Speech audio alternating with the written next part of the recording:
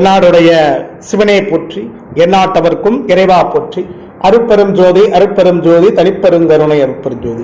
குறிஞ்சி mystic செல்வமையாவுடைய TV channel வழியாக இந்த நிகழ்ச்சியை எல்லாம் பார்த்துக் கொண்டிருக்கக்கூடிய பல லட்சக்கணக்கான தமிழ் உள்ளங்களுக்கு என்னுடைய முதற்கண் வணக்கத்தை தெரிவித்துக் கொள்கிறேன். இன்று நம்முடைய பதிவில் நம்ம பார்க்க இருப்பது என்ன அப்படின்னு சொல்லி பார்த்தீங்கன்னா, ஏற்கனவே எச்சினைகளை பற்றிய ஒரு பதிவு, இதுக்கு முந்தின பதிவு போட்டிருந்தோம். இப்போ அதனுடைய தொடர்ச்சியாக இரண்டாவது பதிவு. இந்த ரெண்டாவது பதிவில் ஏற்கனவே நான் இந்த கர்ண எச்சினை அப்படிங்கிறது தான் ரொம்ப நிறைய பேர் பிரியமாக வந்து கேட்பாங்க. இந்த கர்ண எச்சினை நான் ஏற்கனவே சொல்லியிருக்கேன், காமதேனு என்பது ஒரு எச்சினை தான். காமதேனு என்பதே ஒரு எச்சினை தான், மறந்துடாதீங்க, சரியா? ஆமா, மகாலட்சுமியும் எச்சினி தான், குபேரனும் அந்த எச்சினிகள் இதுல கூடிய ஒரு எச்சம் தான். எச்சி வேறுன்னு சொல்ல, எச்சிங்கிறது இறந்து போன ஆத்மாக்கள். எச்சினிகள் என்பதெல்லாம் தெய்வங்கள் தான், அதெல்லாம் எந்த விதமான மாற்று கருத்து கிடையாது. எச்சினிகள் எல்லாம் கெடுதலை செய்யுமாறு அப்படிலாம் கிடையாது. எச்சினிகள் என்பது கெடுதலை செய்யாது. ஒவ்வொரு எச்சினிக்கும் ஒரு தன்மை இருக்கு. நமக்கு என்ன எச்சினி வேணுமோ அந்த எச்சினியை நம்ம தொட்டமாக்கும், அது வேலை செய்யும். நான் ஏற்கனவே சொன்னேன், கையில் சாக்லேட் மிட்டாய் எடுத்து கொடுக்கறது, பூ கொண்டு வந்து கொடுக்கறது, தொட்டு காசு கொண்டு வந்து, இதெல்லாமே எச்சினிகள் தான். கண்டுட்டு வித்த மூலமா செய்யறது வேற, எச்சினிகள் உதவியால் செய்யறது வேற, ரெண்டுக்கும் வித்தியாசம் இருக்கு, சரியா? ரைட். இப்போ நம்ம பார்ப்போம். இதுல கர்ண எச்சினி. இந்த கர்ண எச்சினிங்கிறதெல்லாம் நான் என்னுடைய 95, 94 கர்ண எச்சினியை தேடி தேடி தேடி தேடி என் வாழ்க்கையில் அலைஞ்சிருக்கும். செருப்பு தான் தெரிஞ்சிருக்கும். அப்படி இந்த கர்ண எச்சினி மேல அப்படி ஒரு பைத்தியமா வந்து அலைஞ்சோம். இந்த திரிகால ஞானம், அதெல்லாம் சொல்ல, திரிகால ஞானம். கர்ண எச்சினிங்கிறது வந்து திரிகால ஞானத்தை பத்தி பேசக்கூடியது. அதே மாதிரி கர்ண பைரவர்னு சொல்லுவாங்க, அதுவும் திரிகால ஞானத்தை பேசக்கூடியது. இந்த கர்ண பைரவரோ கர்ண எச்சினியோ மாதிரி இன்னொன்று இருக்கு, இன்னொரு அம்சம் இருக்கு திரிகால ஞானத்தை பற்றி பேசுவதற்கு. அது என்ன அப்படின்னு கேட்டீங்கன்னா, கோரலி அப்படின்னு சொல்லுவோம். கோரலி நான் ஏற்கனவே சொன்னேன் பார்த்தீங்களா, ஆஞ்சநேயர் சித்து அப்படின்னு. இந்த குரலி சித்து தான் ஆஞ்சநேயர் சித்து. ஆஞ்சநேயர் வழிபாடு என்பது வேறு, ஆஞ்சநேயர் வாக்காக வந்து சொல்வதுங்கிறது வேறு. இந்த குரலி அப்படிங்கிறது லேசில் ரொம்ப நம்ம கண்டுபிடிக்க முடியாது. குரலின்னா வந்து இந்த மந்திரவாதி கையில் போமா, அதெல்லாம் ஏமாத்துறவங்களை ஏமாத்துட்டா உள்ளது. குரலிங்கிறது வந்து வேற, அது குரங்கு குட்டி மாதிரி இருக்கும். அதை பற்றி எல்லாம் என்னுடைய ஆன்மீக சூட்சும ரகசியங்கள் அப்படிங்கிற புத்தகத்தில் நான் தெளிவாக எழுதியிருக்கிறேன். இந்த குரலின்னா என்ன, அது எப்படி இருக்கும், எப்படி பார்க்கணும், அது என்னெல்லாம் பண்ணணும் அப்படின்னு. அப்படி அந்த குரலிகளை வந்து வாக்கு சொல்லக்கூடிய குரலின்னு இருக்கு. வாக்கு மட்டும் சொல்ல, எல்லாத்தையும் நம்ம காதில் உட்காந்து சொல்லணும். அப்படிப்பட்ட ஒரு குரலி, அதுதான் ஆஞ்சநேயர் சித்துன்னு சொல்லுவாங்க. ஆஞ்சநேயர் அது குட்டி குரங்கு மாதிரி இருக்கும், அதனால ஆஞ்சநேயர் சொல்ல. ஆக்சுவலாக ஆஞ்சநேயர் கிடையாது, அது வந்து குரலி. அதான் ஆஞ்சநேயர் சித்துன்னு சொல்லுவாங்க, சரியா? Right, okay. இப்போ நம்ம வந்து கர்ண எச்சினி, கர்ண பைரவர். இல்ல கர்ண எச்சினிங்கிறதும் கர்ண பிசாசினி அப்படிங்கிறது ரெண்டும் ஒண்ணுதான். பிசாசினி தான் தப்பா நினைச்சிடக்கூடாது. கர்ண எச்சினி கர்ண பிசாசினி ரெண்டும் ஒண்ணுதான். இந்த கர்ண எச்சினிங்கிறது நான் சொல்லியிருக்கிறேன், ராஜராஜேஸ்வரனுடைய 2 காதல் இருக்கக்கூடிய அந்த குண்டலத்துலதான் இந்த தேவி இருக்கிறான்னு நான் சொல்லியிருக்கிறேன்.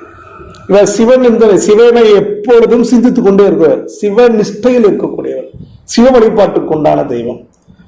மண்டை ஓடுகளை, சுடுகாட்டில் மண்டை ஓடுகளை மாலையாக நின்று கொண்டு செய்யக்கூடியவர். அதனால வந்து இந்த வழிபாடுங்கிறது ரொம்ப வித்தியாசமான ஒரு வழிபாடு. இந்த வழிபாடை வந்து ரொம்ப கவனமா ஹேண்டில் பண்ணணும். கவனம் இல்லாமலாம் ஹேண்டில் பண்ணிடக்கூடாது. கவனம் இல்லாமல் ஹேண்டில் பண்ணி இருக்கிறது போச்சுடா நொல்ல கண்ணான வாழ்க்கையில் நிறைய பிரச்சனைகள் வந்துடும். அதனால ரொம்ப கவனமா வந்து என்ன செய்யணும், ஹேண்டில் பண்ணணும். ரொம்ப ரொம்ப முக்கியமான ஒன்று. எனக்கு ஒரு ஆரம்ப கால நண்பர், ரொம்ப பெரிய நண்பர்கள், ஒரு சின்ன பழக்கம், குரு வேல்சாமி அப்படின்னு பேரு. அவர் உயிரோட இல்லை, ஒரு 98லயோ 99லயோ தவறிட்டாரு. அவர் ஜோதிடத்துல டாக்டரேட் பண்ணவர். அவர் இந்த கர்ண எச்சினி வழிபாடு அப்படிங்கிறத போய் அவர் வந்து பண்ணி தான் அவர் வந்து இறந்து போனார், சரிங்களா? அதை அந்த இதை வந்து அவரால் தாங்க முடியல, அந்த சக்தியை தாங்க முடியாம தான் இறந்து போனார். அவர் டாக்டரேட் பண்ணவர். அவர் டாக்டரேட் பண்ணிட்டு அவருக்கு ஜோசியத்தில் பலன் சொல்றப்ப சரியா வரமாட்டுக்கு.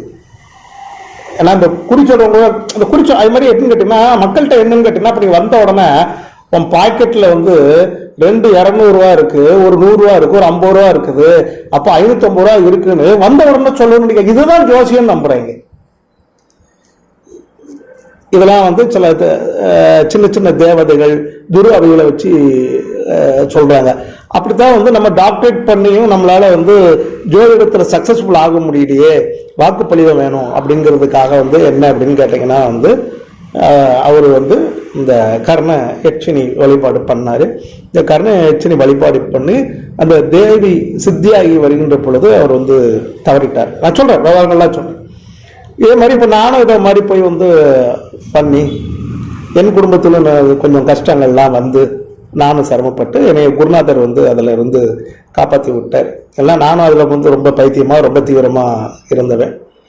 அப்புறம் குருநாதர்கள் 2 குருநாதர்கள் யார், மிஸ்டிக் ஐயாவும் வரை சுப்பிரமணிய சடையப்புறம் அதை பற்றி நிறைய விஷயங்களை சொல்லி கொடுத்தேன். எனக்கு ஆரம்பத்தில் அதெல்லாம் தெரியாது. ஒரு ஆள்கிட்ட போய் அந்த கர்ணயட்சினி யாருன்னு சொல்லி அவனுக்கே தெரியல, அவன் புத்தகத்தை படிச்சுட்டு சொல்லி கொடுத்துருக்கான், அது அவனுக்கு தெரியல. இப்படிதான் நான் ஏமாந்ததில் ஒரு 50 பேரை நான் குருன்னு நினச்சி போய் ஏமாந்ததில் அதில் அந்த ஒரு ஆள். அப்புறம் பெரியவர் தான் சொன்னார், ரொம்ப இதை பார்க்குறப்ப சொன்ன, இதெல்லாம் உனக்கு தேவையில்லைடா, போடாங்கிட்டு நீ வேற வேலையை பாரு, உனக்கு தேவை கிடையாது, நீ ஞானத்தில் போ, இது எதுக்கு போட்டு உனக்கு இது ஞானம் கொடுக்கும். அவர் சொன்ன விவரங்களை நான் சொல்கிறேன், சரிங்களா? முதல்ல இந்த சித்தி பண்ணணும் அப்படின்னா சிவ வழிபாடு பண்ண, சிவ உபாசனை பண்ணணும். சிவ உபாசனை பண்ணி சிவனுடைய அருள் கடாட்சம் நமக்கு கிடைக்கணும். சிவனுடைய அருள் கடாட்சம் கிடைக்காமல் தயவு செய்து கர்ணயட்சினி பண்ணக்கூடாது. இதெல்லாம் எந்த நூல்லையும் கிடையாது. இதெல்லாம் போய் அடிபட்டு மிதிப்பட்டு சட்டை கிழிஞ்சி டவுசர் கிழிஞ்சி அந்த மாதிரி வேஷ்டி கிழிஞ்சி நொந்து நூடுல்ஸ் ஆகி கண்டுபிடிச்சு குருநாதர்கள் மூலமா கண்டுபிடிச்சு தெரிய வந்த விஷயங்கள், சரிங்களா? இன்னொன்னு, இந்த கர்ண யட்சினி அப்படிங்கிறது சின்ன வயசுல பெண்கள் பண்ணக்கூடாது. இது பெண்களுக்கு ஏற்றதாக கிடையாது, இது ஆண்களுக்கு மட்டும்தான் சரியா இருக்கும். பெண்கள் பண்ணக்கூடாதுன்னு கிடையாது. பெண்கள் பண்ணுவதாக இருக்குமானால் அவர்களுக்கு திருமண வாழ்க்கைக்கு ஏற்றதல்ல, திருமண வாழ்க்கைக்கு ஏற்றது அல்ல. அது கொஞ்சம் திருமண வாழ்க்கையை பாய்ச்சிடும். இப்போ ஆண்கள் பண்ணா அப்படிங்கிற அவங்களுக்கு திருமண வாழ்க்கையில பிரச்சனை வரும், வராமலாம் போகாது. அது தாண்டி அது ஜெயிச்சு வரணும். அதுதான் அந்த கர்ண யட்சினிங்கிறது. இப்போ எப்படின்னு கேட்டீங்கன்னா, ஒரு சின்ன 13 வயது மாணவன் இருக்காங்களா, சின்ன பசங்க, அவங்களுக்கு கர்ண யட்சினை உபதேசம் பண்ணி அவங்க அதை பண்ணலாம். அவர்கள் பண்ணாங்க அப்படின்னு கேட்டீங்கன்னா, ஒரு உதாரணத்துக்கு நான் பேசிக்கா சொல்றேன், இதுல இதை தாண்டி நிறைய இருக்கு. நான் சொல்ல பேசிக்கா ஒரு நாளைக்கு 108 தடவை ஜெபம் பண்றான்னா குறைஞ்சு 3 வருஷம் ஜெபம் பண்ணும்.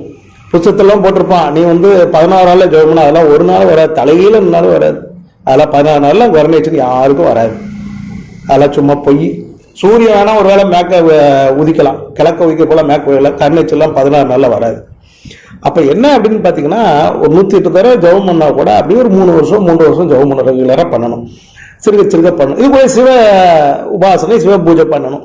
பண்ணி வந்தாங்கன்னா அந்த பசங்களுக்கு கல்யாணம் முடியாத சின்ன பிரம்மச்சரியத்தில் கூடிய பசங்களுக்கு இந்த இந்த கர்ண யட்சினி சித்தியாகும். அப்படி சித்தியாச்சு அப்படின்னா அவன் கண்ணை மூடினா எல்லாம் அவனுக்கு சொல்லும்.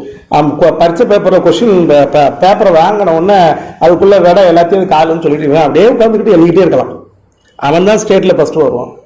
அவன் உலகத்துல என்ன எக்ஸாம் எழுதினாலும் எல்லா எக்ஸாமும் அவன் தான் ஃபர்ஸ்ட் வருவான். இது ஒரு பெரிய விஷயம். ஜோதிடர்களா இருந்தாங்கன்னா சின்ன வயசுல ஜோதிடம் போட்டு திருமணமாகாம இருக்கிறவங்க இதுல போய் இறங்கி சித்தி ஆகலாம். சித்தி ஆனதுக்கு அப்புறமா பின்னாடி திருமணம் செய்யலாம். முதல்ல இது திருமணம் ஆயிட்டு இது பண்றதுங்கிறது கொஞ்சம் ரிஸ்க், அதுதான் நான் சொல்றேன். ஆனா திருமணம் ஆகிட்டு பண்ணி தான் நிறைய சிரமப்பட்டேன். அதில் திருமணம் ஆகிட்டு இது பண்றதுங்கிறதெல்லாம் கொஞ்சம் ரிஸ்க், ரொம்ப ரிஸ்க். நம்ம நண்பர் குருவேல் சாமி அவரும் அப்படிதான் மாட்டிக்கிட்டாரு. அவருக்கு குழந்தைகளா இருக்கிறப்ப தான் மாட்டிக்கிட்டாரு.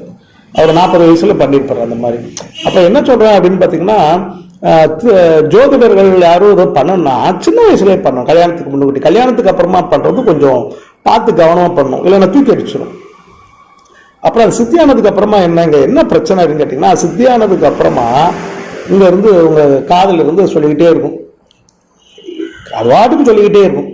இதான் அதில் உள்ள ரகசியம். என்ன சொல்லும் அப்படின்னு கேட்டீங்கன்னா, இந்த பாருடா வடகொரியால போய் குண்டு போட போறான் அப்படின்னு, இந்த இடத்துல என்ன பண்றான் பாடுறா, களவு பண்ணிட்டு இருக்காங்க பாரு. இப்படி அது உலகத்தில் நடந்துகிட்டு இருக்க எல்லா விஷயங்களையும் சொல்லும். நீங்க சிந்திக்காமல் இருந்தாலும் சொல்லும். நீ நைட்ல தூங்கிக்கிட்டு இருப்ப, இங்க பாரு முன்னாடி தப்பு பண்ண போறாடான்னு சொல்லும். தூங்கிக்கிட்டு இருப்ப அல்லது சாமி கும்பிட்டு இருப்ப இறைவனை கும்பிட்டு இருப்ப திடீர்னு உங்கள் காதில் வந்து சொல்லும், உன் பொண்ணு ஓடி போகிறாடா அப்படின்னு சொல்லும். சொல்ல பாயிண்ட் வந்து புரியுதுங்களா? இருந்தா உன் பிள்ளை ரோட்டை போறாடா படிப்பட்டு வேண்டான்னு சொல்லும். இப்படி அந்த வாட்டுக்கு எல்லாத்தையும் சொல்லும். இதெல்லாம் தாங்கணும். இதெல்லாம் தெரியாம ஏன்னா ஜோசியத்துக்கு மட்டும் சொல்லணும்னு நினைச்சிட்டு இவங்க தேவையில்லாம கர்ணயச்சனிங்கிறது திரிகாலைஞானம், அது ஜோசியத்துக்கு வாக்குரிமைக்கு கிடையாது. அப்போ இதை வந்து எப்படி பண்ணணுங்கிற ரகசியம் இருக்கு. அதுதான் ரொம்ப ரொம்ப மெயினானது. இப்போ வந்து இதை தகுந்த குரு உபதேசம் மூலமாக இதெல்லாம் ஸ்ரீசக்கரத்தில் உள்ளது சாமி, இதெல்லாம் ஸ்ரீசக்கரத்தில் உள்ளது. இந்த கர்ணயச்சனி இது கர்ணயச்சனா என்னமோ நினைச்சுக்க, ஸ்ரீசக்கரத்தில் உள்ளது. ஆமா. அப்போ இந்த ஸ்ரீசக்கர வழிபாடு முறைப்படி பண்றவங்க இதை வந்து பண்ணலாம். சரியா?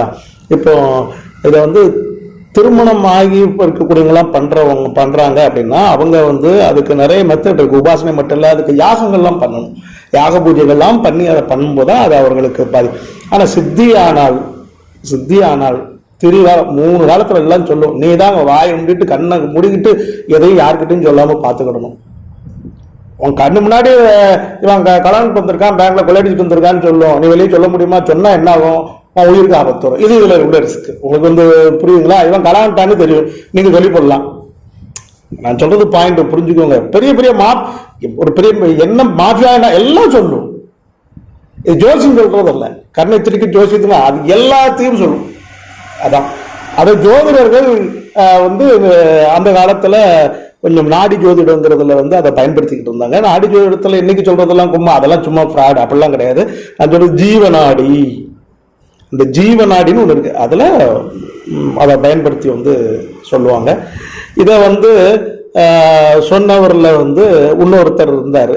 அவர் யாருன்னு கேட்டேன், டாக்டர் பண்டிட்ஜி கண்ணையா யோகி. டாக்டர் பண்டிட்ஜி கண்ணையா யோகி அவங்க அப்பா கிட்ட இருந்து அதை தெரிந்து, அவங்க அப்பா அதை பண்ணியிருக்கிறாங்க. அவங்க அப்பா வந்து நாடி ஜோதிடர். யாரு? பண்டிட்ஜி கண்ணையாவுடைய அப்பா இருக்காங்கல்ல, அவங்க வந்து நாடி ஜோதிடர். இதை நீங்க வந்து மறந்துடாங்க. பண்டிட்ஜி கண்ணையாவுடைய அப்பா வந்து நாடி ஜோதிடர். கண்ணையாவியும் அதுல இருந்துட்டு அது வேண்டான்ட்டு வந்துட்டாங்க. அவங்க அப்பாட்ட இருந்து அதை தெரிஞ்சுட்டு பின்னாடி ஒரு காலகட்டத்தில் வேண்டான்ட்டு வந்துட்டாங்க. பண்டிட்ஜி எல்லாத்தையும் சொல்ல, அவரால் உலகத்தில் சொல்ல எல்லாம் அந்த தேவியினுடைய அருள் நிறைய பேருக்கு தெரியாது. இதெல்லாம் வந்து மிஸ்டிக் ஐயா வந்து எனக்கு சொன்ன அரிய பெரிய ரகசிய விஷயங்கள். ஆனால் வந்து இந்த வழிபாடை வந்து சின்ன குழந்தைகள் தாராளமாக பண்ணலாம். சைவ உணவு தான் சாப்பிடணும், அசைவ உணவு சாப்பிடக்கூடாது. திருமணம் ஆகாம இருக்கக்கூடிய பெண்கள் அப்படிங்கிறவங்க சொல்லலாம். சரியா? அடுத்தாப்புல இதுல ஒரு முக்கியமான விஷயம் இருக்கு, அதுதான் ரகசியம். என்ன அப்படின்னு பாத்தீங்கன்னா வந்து இத வீட்டுல நான் நிலவாசல் வச்சிருக்கோம் பாத்தீங்களா, நிலவாசல். அந்த மாதிரி நிலவாசல் வச்ச ஒரு ரூமுக்குள்ள போய் நீங்க உட்கார்ந்தீங்கன்னா அந்த கர்ணயச்சனி சொல்லாது, உங்ககிட்ட பேசாது, எதையுமே சொல்லாது. அந்த நிலைவாசல் உள்ள வீட்டுக்குள்ள அது வராது. இது முக்கியம். நிலைவாசல் உள்ள வீட்டுக்குள்ள வராது. இது நிறைய பேருக்கு தெரியாது. ஆமா. அப்ப அந்த நிலைவாசல் இல்லாத இடத்துல இருந்து தான் சொல்லணும். நிலைவாசல் இல்லாத இடத்துல இருந்து தான் சொல்லணும். சரிங்களா? அதனால இந்த கர்ண எச்சனி வழிபாடு அப்படிங்கிறது, கர்ணம் தப்பினா மரணம், கர்ணம் தப்பினால் மரணம், இதுதான் இதுல உள்ள ஒரு முக்கியமானது. ஆனா சித்தியானா நீங்க தான் உலகத்திலே பெரிய மகான், அப்படி வச்சுக்கோங்க. எதை கேட்டாலும் சொல்லும். திருக்குறள்ல 901வது குறள் எது? நீ திருக்குறளே படிச்சிருக்க வேண்டாம், வாயில வந்து சொல்லும். திருமலருடைய திருமந்திரத்துல வந்து 300வது பாட்டு எது? சொல்லும். இந்த சிவாஜி படத்துல வந்து ரோபோவா வந்துட்டு ரஜினிகாந்த் நடிச்சிருப்பாரு பாத்தீங்களா, அதுல வந்து எப்படி டைரியை டெலிஃபோன் எப்படி ஆட்டினா சொல்லும் பாத்தீங்களா, இவை எல்லாம் சொல்லும். இதை மாதிரி போகணும்னு சொல்லி தான் ஆசைப்பட்டு இதை பத்தி அறகுறையா ஜோசியத்துக்கு மட்டுமே பயன்படும் நினைச்சு நான் போய் மாட்டி நான் என்னை காப்பாத்தி குருநாதர் காப்பாத்தி விட்டாரு. சரிங்களா? பட் அதனுடைய தன்மைகள் கொஞ்சம் நமக்குள்ள அந்த பதிவு இருக்கு. ஏன்னா நம்ம போய் கஷ்டப்பட்டது, அது வந்து கொஞ்சம் நமக்குள்ள இறங்கி செயல்பட்டுச்சு. அந்த செயல்பட்டதுனால தானே எனக்கு நிறைய பிரச்சனைகள் ஏற்பட்டதுன்னு நான் சொல்றேன். அப்போ அதனுடைய அருள் எனக்கு கொஞ்சம் கிடைச்சது. அந்த அருள் கிடைச்சதுனால தான் இதை பத்தின ரகசியங்களை எனக்கு முழுசா வந்து தெரிஞ்சுக்க முடிஞ்சிச்சு. சரிங்களா? அப்புறம் ஸ்ரீசக்கர வழிபாடு போறப்பதான் இந்த தேவியை பற்றி முழுமையாக தெரிய முடிஞ்சது. இந்த தேவியை பற்றி முழுமையாக தெரிய முடிஞ்சது. அதனால இந்த கர்ணயட்சினி வழிபாடு என்பது ரொம்ப கவனமா செய்ய வேண்டிய வழிபாடு. இப்படித்தான் அந்த நம்ம சொன்ன அந்த நண்பர் குருவேல்சாமி அவர்களுக்கு அந்த காதலை சொல்லிக்கிட்டே இருக்கிறப்போல அதில் வந்து அவருக்கு வந்து டென்ஷன் ஆயிட்டு, தூங்க முடியல, வைக்க முடியல. அவருக்கு அந்த சித்தியான காலகட்டம், அப்பதான் சித்தியா இருக்கு அவருக்கு. சித்தியாகணும்னா எல்லாம் சொல்லிக்கிட்டே இருக்கு, அவருக்கு தூங்க முடியல, படுக்க முடியல, ஒன்றும் பண்ண முடியல, ஒன்னே பண்ண முடியாம டென்ஷன் ஆகி, அந்த டென்ஷன்ல அவருக்கு ஹார்ட் அட்டாக் வந்துச்சு. ஹார்ட் அட்டாக் வந்து இறந்து போயிட்டார். டென்ஷன் ஆகி தாங்க முடியாது. புரிஞ்சுங்களா? இப்படி அந்த கர்ண எச்சனையில வந்து இருக்குது. இதை வந்து எப்படி பண்ணணும், இது என்ன சொல்றது, என்னுடைய பூர்வ ஜென்ம பாக்கியம். அதுதான் குரு, அதுதான் குருநாதர், அதான் குருநாதர் கிடைச்சது. அதுதான் சொல்லுவேன், 2 குருநாதர்களும் கிடைச்ச ஒரு பெரிய பாக்கியம். வராகி சுப்பிரமணிய சடைப்பர். நான் ஏன் குருநாதரை பெருமையா சொல்லிக்கிட்டே இருக்கேன்னா, இதுல இவ்வளவு ரகசியம் இருக்கு. இப்போ வந்து அது அவங்களுடைய ஆசீர்வாதத்துல, அது ஸ்ரீ சக்கரத்துக்குள்ள உள்ள இருக்கிறதே யாருக்கும் தெரியும் சார். நீங்க யாராவது எந்த நூலையாவது போட்டுக்கணும், கர்ண எச்சனைங்கிறது ஸ்ரீசக்கரத்துக்குள்ள இருக்கு. ராஜராஜேஸ்வரியுடைய அந்த காதல் இருக்கக்கூடிய மடல் இருக்கக்கூடிய குண்டலத்துலதான் இருக்குன்னே யாருக்கும் தெரியாது. இது வந்து அவ்வளவு முக்கியமான ரகசியமான ஒரு வழிபாடு. இது ஸ்ரீசக்கர வழிபாடு செய்தா மட்டும்தான் இதை யாகத்துல பயன்படுத்தணும். யாகத்தில் பயன்படுத்தினா தான் இது வந்து யாருக்கும் தொந்தரவு படுத்தாது. மித்தப்படி கல்யாணம் முடியாமல் இருக்கிறவங்க சித்தி பண்ணிட்டு பின்னாடி கல்யாணம் முடிச்சுக்கலாம், ஒன்றும் பிரச்சனை கிடையாது. ஆனால் திருமணத்துக்கு அப்புறம் செய்கிறப்போ அதை பார்த்து செய்யணும், கவனமாக செய்யணும் அப்படிங்கிறத ஒரு ரகசியத்தை இதில் வந்து சொல்லி, அந்த கர்ண எச்சனை வழிபாடு அப்படிங்கிறத நம்பி யாரும் தேவையில்லாமல் போய், விவரம் இல்லாமல் போய் நூல்களில் போட்டதையோ அல்லது வந்து யாராவது ஏதாவது சொல்றாங்க, புத்தகத்தை படிச்சுட்டு, நான் சொன்னால ஏற்கனவே நான் மிஸ்டிகா சம்பைக்கு சந்திக்கிறதுக்கு முட்டி ஒரு 50 பேரை பார்த்துருப்பேன். இவன் குருவா இருப்பார், இவர் குருவா இருப்பாருன்னு. அவ்வளவு பேர் புத்தகத்தை படிச்சுட்டு புத்தகத்தை அவங்க செஞ்சு கூட பார்க்கல, எதையுமே செஞ்சு பார்க்கல. அவங்க நான் போறேன் இன்னைக்கு பாடம், எனக்கு ஒரு தீட்சை வாங்கணும் போனோன்னா என்ன செய்வாங்கன்னா, அவங்க முந்தின நாள் நைட்ல ஒரு புத்தகத்தை படிக்க வேண்டியது, புத்தகத்துல எனக்கு சொல்ல வேண்டியது.